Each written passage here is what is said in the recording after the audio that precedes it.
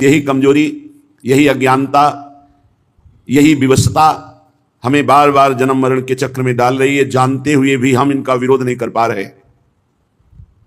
क्योंकि हमारे अंदर नाम जप नहीं है, हमारे अंदर भगवत स्मृति अखंड तैल धारावत नहीं चल रही। इसलिए कुमार्गगामी प्रवृत्तियां हम पर हावी हैं और हमको शतमार्ग से विमुख कर रही बार बार। पर हमें हारना नहीं है।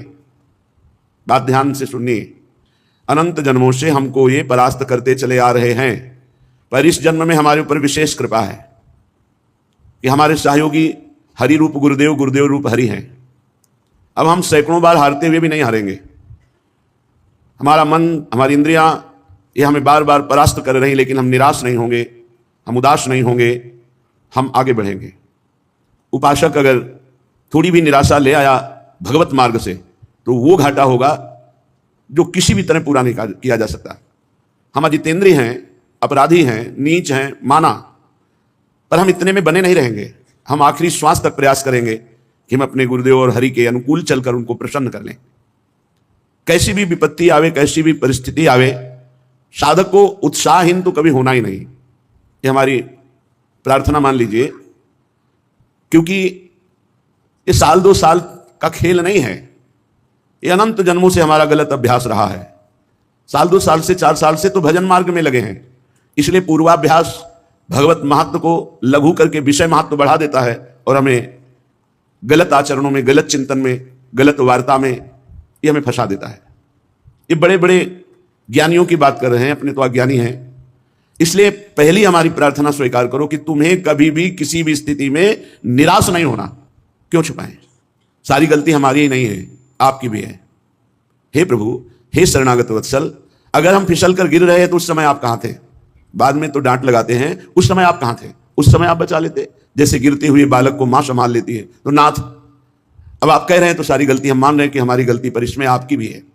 आपका मैं वचन से ही सही, झूठा ही सही, पर आपका शरणागत तो होना, तो आप मुझे बचाएं। मेरी इंद्री मन के भोगों की विवशता देख करके आप सह रहे हैं, इसीलिए हम पर हावी हैं। नहीं, जिस दिन आप अपनी दृष्टि से देख लेंगे तो किसी की ताकत नहीं कि हमारी वैष्णवता को, हमारी साधुता को, हमारी शरणागति को कलंकित कर सके। सीम की चाप सके को तासु, बड़ रखवार रमापति जासु। आप बड़े रखवारे हैं, फिर मेरी दुर्दशा है, आप क्यों नहीं देख रहे हैं? नाथ, हमारा आपका संबंध है, संबंध रहेगा, संबंध था, इसे ये इंद्रिय विलासिता या मन विलासिता तोड़ नहीं सकती, ढक भले सकती है। कुछ दिन के लिए कोहरा जैसा लाकर ढक सकती है, लेकिन तोड़ नहीं सकती। प्रभु, अब चाहे लाख बार हमारी निंदा हो, अपमान हो, तिरस्कार हो, हम आपको नहीं छोड़ पाएंगे। बस इतनी बात हमको समझनी। हम क्यों उत्साहीन हो? आप चाहते हो? नहीं, आप देख लो, फिर हमें और कोई देख सके ऐसा पैदा ही नहीं हुआ कोई प्रभु। तो हमें अपने प्रभु से भी बात करनी है, प्रभु से प्रार्थना करनी है, और जो हमारी उद्दंडता है उसे छोड़ने का प्रयास करना है। हमें निरुत्साहित नहीं होना। आप अलग हैं, इंद्रिय और मन अलग है, इनका खेल आप नहीं समझ पा रहे हैं, इसलिए तदात्म भाव से स्वीकार करके आप दोषी हैं। अगर साक्षी भाव रहना सीख जाते तो ये गिरा नहीं पाते। इसलिए हर उपासक को कभी गर्व नहीं करना चाहिए और किसी उपासक की दयनीय स्थिति में हंसना नहीं चाहिए, क्योंकि आप कोई सिद्ध नहीं हो गए। कभी भी घूम सकता है चक्र, किसी के भी ऊपर घूम सकता है और सब फैले गिरोगे। बचा सकते हैं तो प्रभु बचा सकते हैं, और प्रभु उसे बचाते हैं जो दूसरे पर दया करता है, जो दयनीय स्थिति में भी उसको सहयोग करता है। आप उठो, आप भगवत मार्ग में चलो। ऐसा हजारों बार हुआ है, बड़े बड़े साधकों के साथ हुआ है और वो भगवत प्राप्त हुए हैं। इसलिए उपासक निरुत्साहित कभी ना हो। श्रीपाद प्रबोधानंद जी कह रहे हैं, हे वृंदाटवी मातु हा वृंदा काननधीशौ श्री राधा मुरलीधरो किम स्वापराधैरुपेक्ष एवैषः। हे वृंदाटवी मां, हे वृंदावनाधीश्वर श्री राधा माधव, मैं कैसे आपसे प्रार्थना करूं? बड़ा अपराध करने वाला हूं, पर इतना मुझे पता है कि आप हमारी उपेक्षा नहीं करेंगे। ये बात, मैं कैसे आपसे प्रार्थना करूं? बड़ा अपराधी हूं, नीच हूं, पर मुझे इतना भी पता है कि मुझ अपराधी नीच की आप उपेक्षा नहीं कर सकते। और सच्ची मानिए, आप इष्ट और गुरु के स्वभाव और हृदय को नहीं जानते। हमें पता है कि अपराधी, पर इतना भी पता है आपके स्वभाव का कि आप उपेक्षा नहीं कर सकते। उमा राम स्वभाव जे ही जाना, ताहि भजन तजी भाव नाना। हे उमा, जिसने भगवान के स्वभाव को जान लिया, उसे भजन छोड़कर फिर और कुछ अच्छा नहीं लगता। उषितम वृंदारण्ये कति दिनान्युदितम च नाम राधेति केवल में तन्मंबल मपार नरके स्वकर्मणा विशतः। वैसे तो मैं अपने कर्म के अनुसार सीधे नरक जाने वाला पूरा का पूरा व्यवस्था कर ली, पूरा नरक जाने वाला विधान पक्का कर लिया, ऐसे हमने पाप किए। पर मुझे दो बातें मिल गई, श्री वृंदावन धाम का वास और राधा नाम। उषितम वृंदारण्ये कति दिनान्युदितम च नाम राधेति, राधा इति, राधा राधा राधा। वैसे तो मैं नरक जाने का पूरा विधान कर लिया था, इससे पाप किए। तीन है नरक के द्वार, कामः क्रोधः तथा लोभः तस्मादेत्रयम् त्यजेत्, ये त्रिविधम नरकस्येदम द्वारम नाशन महात्मनः। ये हमारा कल्याण करने वाले, दुर्गति पहुंचाने वाले, नाश करने वाले बड़े भयानक दोष है, काम, क्रोध और लोभ। वैसे तो हमने इनको मित्र मानकर इनके अनुकूल चल करके नरक का रास्ता पक्का कर लिया था, पर गुरु कृपा से दो बात मिल गई, वृंदावन धाम का आश्रयवास और राधा नाम जपने को। ये बहुत बड़ी बात है।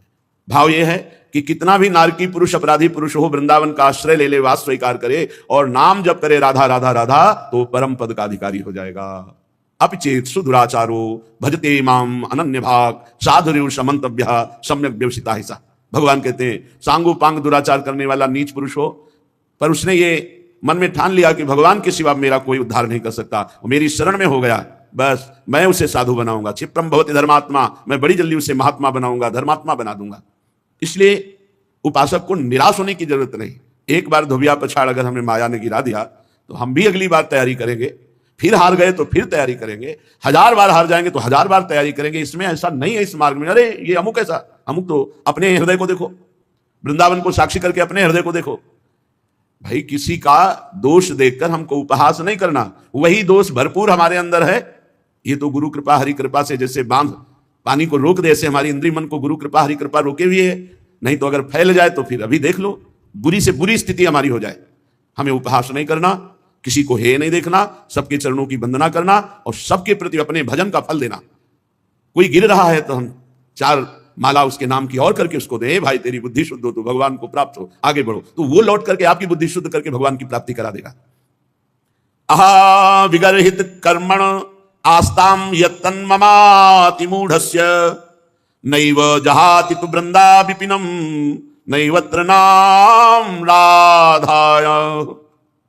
कैसे महापुरुषों का हृदय है। कह रहे मैं दुष्ट कर्मकारी, अहा विगर्हित कर्मण आस्ताम यत्तन ममाति मूढ़स्य, हमारी बुद्धि भी बड़ी मूर्ख है। नैव जहाति तु वृंदा विपिनम, किंतु मैं वृंदावन नहीं छोड़ सकता। माना मैं दुष्ट कर्म करने वाला हूं, मेरी बुद्धि मूर्ख है, पर इतनी मूर्ख नहीं कि वृंदावन को छोड़ दूं। वृंदावन को नहीं छोड़ने वाला और राधा नाम को नहीं छोड़ने वाला। जिह्वा से राधा नाम जपूंगा और शरीर को वृंदावन में पात करूंगा तो निश्चित भगवत प्राप्ति हो जाएगी, निश्चित। कल एक भक्त पूछ रहे थे एकांतिक में कि आपने कहा एक बार वृंदावन आ जाओ, दुर्गति नहीं होगी, कल्याण हो जाएगा, तो आ गया। 2 साल से सत्संग सुन रहा हूं, अब एक बार आया हूं और पता नहीं आ पाऊं कि ना, कल्याण हो जाएगा ना हमारा पक्का, आपने कहा था सत्संग में। तो देखो, एक बार वृंदावन आने का तात्पर्य है कि आप आकर के सत्संग सुने, बिहारी जी के दर्शन किए, रज में लुटे।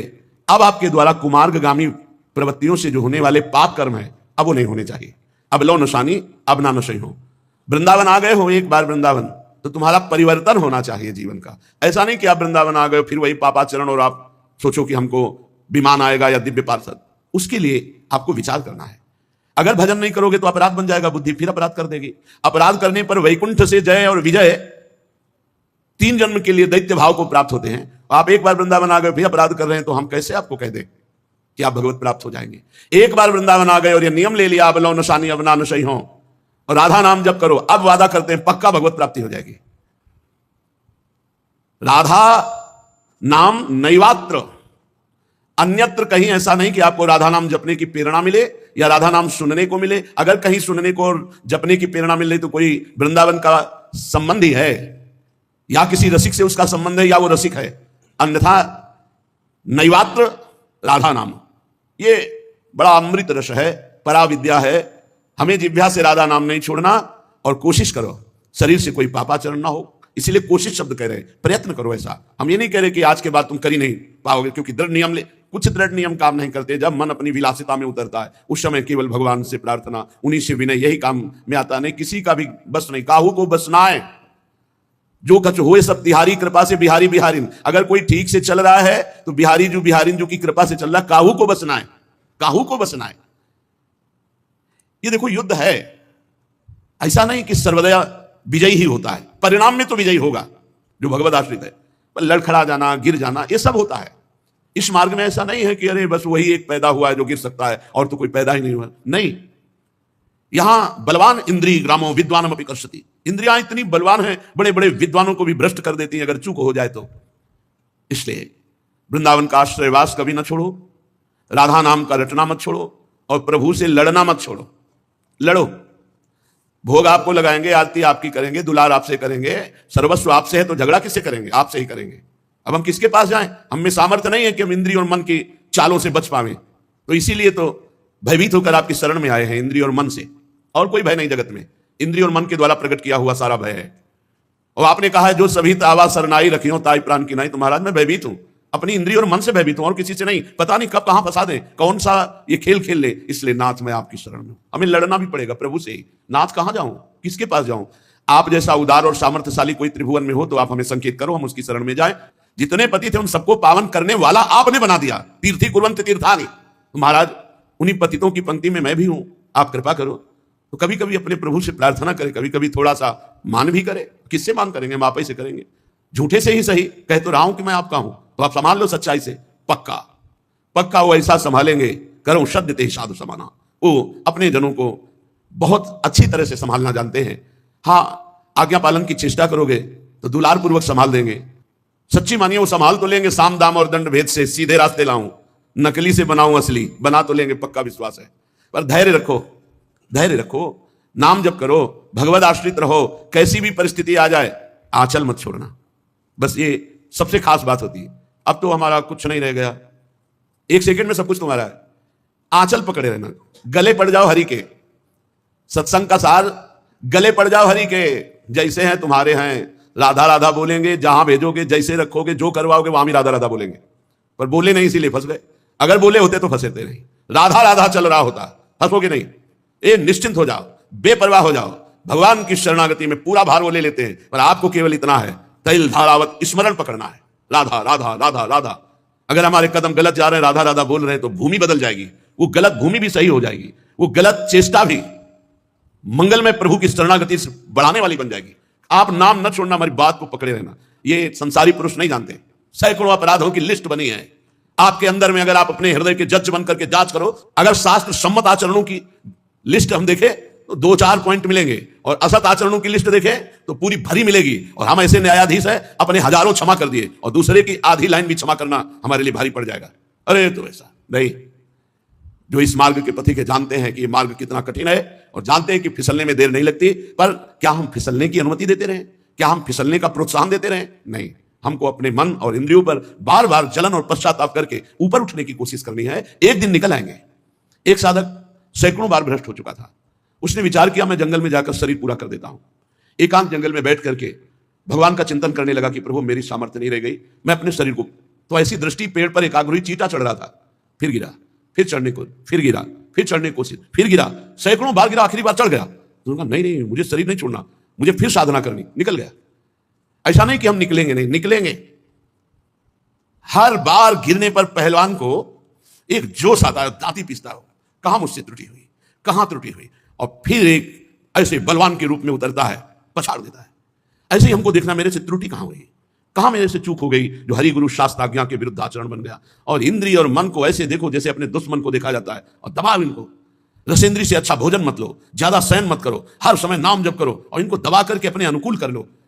पक्का ये अनुकूल हो जाएंगे। इनकी सत्ता केवल इतनी है, हम इनको सहयोग देते हैं, बस। सहयोग देना बंद कर दे तो अभी तुम्हारे अधीन हो जाए। आपके बिना इनकी सत्ता ही नहीं। सबकर परम प्रकाशक जो ही वही आत्मस्वरूप भगवान यही विराजमान है, और वो आपके स्वामी है, वो आपको सहयोग कर रहे हैं। और हमसे गलती हो रही, हम आज्ञा का उल्लंघन करके मन को सहयोग दे रहे, इसलिए मन हमको अपने अधीन किए हुए। जिन्होंने अपने कानों से भगवान की चर्चा कभी नहीं सुनी, वो कान सांप के बिल के समान। जिन्होंने नेत्रों से संतों के दर्शन नहीं किए, वे नेत्र मोर के पंख के दिखने वाले व्यर्थ आग के समान। जो सर कभी संत गुरुदेव के चरणों में नहीं झुका, वो कड़वी लौकी के समान। जिन्होंने भगवान की भक्ति को अपने हृदय में स्थान नहीं दिया, वो जीते हुए मुर्दे के समान। जो जीव भगवान के गुणों का गान नहीं करती, वो मेढक के जीव के समान। वह हृदय वज्र के समान कड़ा और निष्ठुर है, जो भगवान का चरित्र सुनकर आनंदित नहीं होता। भगवान की चर्चा कामधेनु के समान है, सब सुख देने वाली है। जो भगवान की चर्चा कहता सुनता रहता है तो मोह का नाश हो जाता है, अद्भुत ज्ञान प्रकट हो जाता है। तुम्हारी प्रीति देखकर मेरे मन में प्रेरणा हो रही कहने की। एक बात